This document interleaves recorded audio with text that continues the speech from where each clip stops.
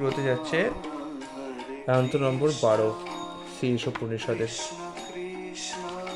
মন্ত্র নম্বর 12টি হচ্ছে অন্ধং তম প্রবিশন্তি যেহ সম্ভূতিমুপাসতে তত ভূয় ইবতে তম য উ সম্ভূতাম রতা।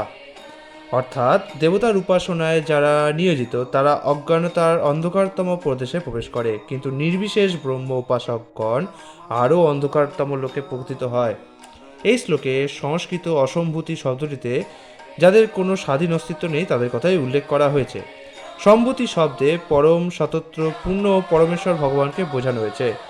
ভগবদ্গীতায় পরম পুরুষ ভগবান শ্রীকৃষ্ণ বর্ণনা করেছেন, ন মে বিদুষুরগণা প্রভবং ন মহর্ষয় অহর্মার্দিহি দেবানাং মহর্ষিনাং চ সর্বস্ব। দেবতা বা মহর্ষিরা আমার উৎপত্তি অবগত হতে পারেন না, কেননা সর্বতভাবে আমি দেবতা ও মহর্ষিদের আদি কারণ। সমস্ত দেবতা, মহর্ষি এবং যোগীদের প্রতি অর্পিত সমস্ত শক্তির উৎস হচ্ছেন পরমেশ্বর শ্রীকৃষ্ণ। যদিও তারা বিশাল ক্ষমতার দ্বারা ভূষিত, তবুও কিভাবে কৃষ্ণ স্বয়ং তার অন্তরঙ্গা শক্তির দ্বারা জড়জগতে মনুষ্যরূপে আবির্ভূত হন তা জানা তাদের পক্ষে অত্যন্ত কঠিন। দার্শনিক, মহর্ষি অথবা যোগীরা তাদের ক্ষুদ্র মস্তিষ্কের ক্ষমতার সাহায্যে পরম তত্ত্ব ও আপেক্ষিক তত্ত্বের মধ্যে পার্থক্য নিরূপণ করতে চেষ্টা করে, কিন্তু এই প্রচেষ্টা পরম তত্ত্বের সদর্থক উপলব্ধির পরিবর্তে আপেক্ষিক তত্ত্বের অসদর্থক বিষয় উপলব্ধি করতেই কেবল সাহায্য করে। নেতি নেতি পন্থায় পরম তত্ত্বের সংজ্ঞা নিরূপণ সম্পূর্ণ নয়। এই রূপ অসদর্থক সংজ্ঞা কারো কল্পিত মনোগড়া ধারণা সৃষ্টি করতেই মাত্র সাহায্য করে। এভাবে তিনি মনে করেন যে পরম তত্ত্ব অবশ্যই নিরাকার এবং নির্গুণ। সদর্থক গুণাবলীর বিপরীতটাই হচ্ছে অসদর্থক গুণাবলী এবং তা আপেক্ষিক। এভাবেই পরম তত্ত্ব উপলব্ধির দ্বারা বড়জোর ভগবানের নির্বিশেষ ব্রহ্মজ্যোতিতে পৌঁছানো যেতে পারে, কিন্তু তার থেকে দূরবর্তী পরম পুরুষ ভগবানের কাছে সে অগ্রসর হতে পারে না। এই প্রকার মনোধর্মী প্রসূত জল্পনাকারীরা জানে না যে শ্রীকৃষ্ণই হচ্ছেন পরম তত্ত্ব ভগবেশ্বর ভগবান। নির্বিশেষ ব্রহ্ম হচ্ছে তার অপ্রাকৃত দেহ নিঃসৃত জ্যোতি এবং পরমাত্মা হচ্ছেন তার সর্বব্যাপী রূপ। তারা এও জানে না যে নিত্য আনন্দ এবং জ্ঞানের অপ্রাকৃত গুণসহ শ্রীকৃষ্ণ তার নিত্য রূপে বিরাজিত।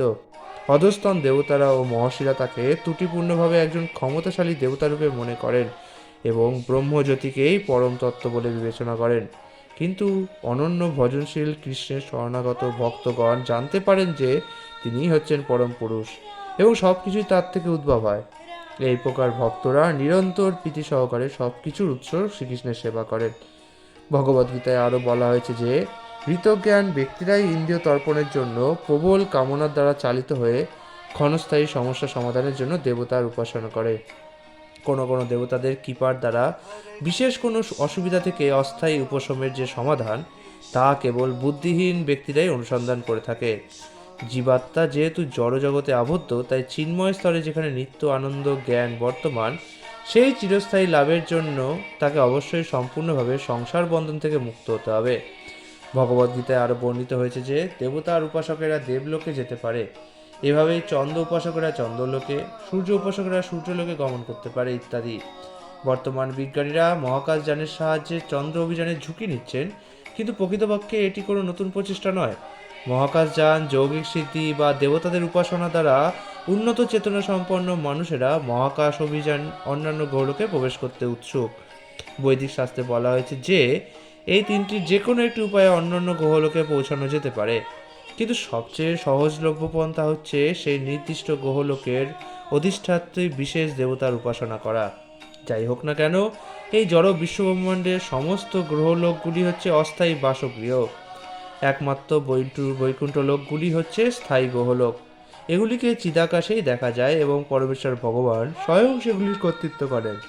ভগবদ্গীতায় বলা হয়েছে, আব্রহ্ম ভুবনা লোকা পুনরাবর্তিন অর্জুন মামুপেত্য তু কন্তে ও পুনর্জন্ম ন বিদ্যতে। এই জড়জগতের সর্বোচ্চ গ্রহলোক থেকে সর্বনিম্ন গ্রহলোক পর্যন্ত সর্বত্রই যন্ত্রণা স্থান, যেখানে পুনঃ পুনঃ জন্ম মৃত্যু হচ্ছে। কিন্তু হে কন্তেও, যে আমার ধামে উন্নীত হয় তার আর পুনর্জন্ম হয় না। শ্রী ঈশোপনিষদে উল্লেখ করা হয়েছে যে কোনো না কোনো উপায়ে বিভিন্ন গ্রহে ইতস্তত ভ্রমণের মাধ্যমে জীব ব্রহ্মাণ্ডের গভীর তমসাচ্ছন্ন অঞ্চলে অবস্থান করে। একটি নারকেল যেমন খোসার দ্বারা আবৃত থাকে, তেমনি সমগ্র বিশ্ব ব্রহ্মাণ্ডীয় বিশাল জড় উপাদানগুলি দ্বারা আবৃত থাকে। এই জড় আবরণ নিষিদ্ধ হওয়ার ফলে এই ব্রহ্মাণ্ডটি গভীর অন্ধকারময়। তাই সেটিকে আলোকিত করতে সূর্য ও চন্দ্রের প্রয়োজন। এই জড় ব্রহ্মাণ্ডের বাইরে ওপারে ব্রহ্মজ্যোতি বিরাজমান এবং বৈকুণ্ঠ লোক সমূহ এই ব্রহ্মজ্যোতিতে পরিপূর্ণ হয়ে আছে। এই ব্রহ্মজ্যোতিতে অবস্থিত সর্বোচ্চ গোলক বৃন্দাবন বা কৃষ্ণলোক পরমেশ্বর ভগবান শ্রীকৃষ্ণের আবাসস্থল।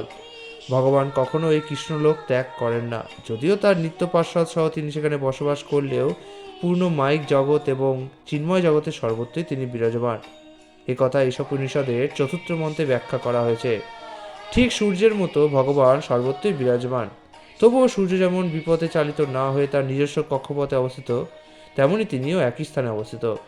কেবলমাত্র চন্দ্রের অভিযান দ্বারা জীবনের সমস্যার সমাধান হতে পারে না। আজকাল অনেক কপট উপাসক আছে যারা নাম এবং যশ লাভের জন্য ধার্মিক হয়। এইসব কপট ধার্মিক ব্যক্তিরা মায়িক জগৎ ত্যাগ করে চিদাকাশে উপনীত হতে প্রয়াস করে না। তারা ভগবত উপাসনার ছলে এই জড়জগতে নিজেদের পদমর্যাদা রক্ষা করতে চায় মাত্র। নাস্তিক ও নির্বিশেষবাদীরা এইসব মূঢ় কপট ধার্মিকদেরকে নিঃস্বরবাদ প্রচার করে গভীর অন্ধকারময় লোকে পরিচালিত করে। নাস্তিকেরা সরাসরিভাবে পরমেশ্বর ভগবানের অস্তিত্ব অস্বীকার করে এবং ভগবানের নিরাকার নির্বিশেষ সত্তার উপর গুরুত্ব আরোপ করে নির্বিশেষবাদীরা নাস্তিকদের সমর্থন করে। এভাবেই এই পর্যন্ত আমরা শ্রী ঈশোপনিষদের কোনো মন্ত্রের সম্মুখীন হইনি যেখানে পরমেশ্বর ভগবানকে অস্বীকার করা হয়েছে। বলা হয় যে তিনি সকলের চেয়ে দ্রুতগামী। যারা অন্যান্য গ্রহলোকের দিকে গমন করছে তারা সকলেই নিঃসন্দেহে ব্যক্তি, এবং ভগবান যদি তাদের সকলের চেয়ে দ্রুত গমনাগমন করতে পারেন তখন নিরাকার নির্বিশেষ রূপে তিনি কিভাবে বিরচিত হতে পারেন? পরমেশ্বর ভগবানের নিরাকার নির্বিশেষ ধারণা হচ্ছে পরম তত্ত্বের অসম্পূর্ণ ধারণা থেকে উত্থিত অজ্ঞানতার আরেকটি রূপ। তাই যারা সরাসরিভাবে বৈদিক শাস্ত্রবিধান লঙ্ঘন করে চলেছে সেই অজ্ঞ কপট ধার্মিকেরা এবং তথাকথিত অবতার সৃষ্টিকারী বিশ্বব্রহ্মাণ্ডের গভীরতম অন্ধকার লোকে প্রবেশ করতে বাধ্য, কারণ তারা তাদের অনুগামীদের বিপদে চালিত করে। এইসব নির্বিশেষবাদীরা সাধারণত বৈদিক জ্ঞানহীন নির্বোধদের কাছে নিজেদের ভগবানের অবতার রূপে ভান করে। এইসব নির্বোধদের আদৌ কোনো জ্ঞান থাকলেও তা অজ্ঞান অপেক্ষা আরও ভয়ঙ্কর। এইসব নির্বিশেষবাদীরা এমনকি শাস্ত্রের নির্দেশ অনুসারে দেবতার উপাসনা পর্যন্ত করে না। শাস্ত্র অনুসারে বিভিন্ন পরিস্থিতিতে দেবতা পূজার নির্দেশ আছে, কিন্তু সেই সঙ্গে শাস্ত্রে এই কথা উল্লেখ আছে যে প্রকৃতপক্ষে দেবতা উপাসনার কোনো প্রয়োজনই নেই। ভগবদ্গীতায় স্পষ্টভাবে উল্লিখিত হয়েছে যে দেবতা উপাসনা থেকে যে ফল লাভ হয় তা স্থায়ী হয় না। যেহেতু সমগ্র জড় ব্রহ্মাণ্ডই স্থায়ী নয়, তাই জড় অস্তিত্বের ও অজ্ঞানতার অন্ধকার থেকে যা কিছু লাভ করা যায় তাও অস্থায়ী। তাহলে প্রশ্ন হচ্ছে, প্রকৃত এবং স্থায়ী জীবন কীভাবে লাভ করা যায়? ভগবান বলেছেন যে ভগবত সেবার দ্বারা যে মাত্র কেউ তার কাছে পৌঁছয়, পরমেশ্বর ভগবানের কাছে অগ্রসর হওয়ার যা হচ্ছে একমাত্র কেবলমাত্র পন্থা, তখন তিনি জন্ম মৃত্যুময় সংসার বন্ধন থেকে সম্পূর্ণ মুক্ত হন। পক্ষান্তরে মাইক কবল থেকে মুক্তি সম্পূর্ণভাবে জ্ঞান ও বৈরাগ্যের ওপর নির্ভর করে। কিন্তু কপট ধার্মিকদের যেমন প্রকৃত জ্ঞান নেই, তেমনি জগৎ সংসারের কাজে বৈরাগ্যও নেই। তাদের অধিকাংশই ধর্মের নাম করে স্বার্থহীন এবং লোকহিতকর কাজ করার আছিলায় মায়ার বন্ধনরূপ স্বর্ণশৃঙ্খলে আবদ্ধ থাকতে চায়। ধর্মীয় ভাবপ্রবণতার মিথ্যা প্রদর্শনের দ্বারা তারা যখন সব রকম দুর্নীতিমূলক কাজের প্রশ্রয় দেয়, তখন তারা লোক দেখানো ভগবত ভক্তি উপস্থাপন করে।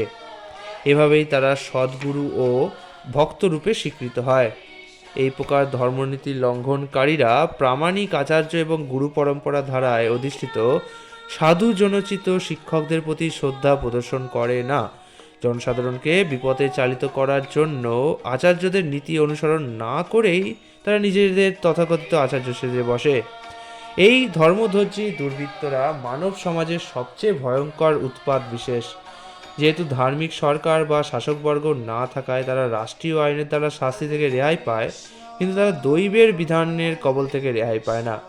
ভগবদ্গীতায় শ্রী ভগবান স্পষ্টই ঘোষণা করেছেন যে ধর্মপ্রচারকের বেশধারী এইসব ঈশ্বর বিদ্বেষী অসুরেরা নরকের অন্ধকারতম অঞ্চলে নিক্ষিপ্ত হবে।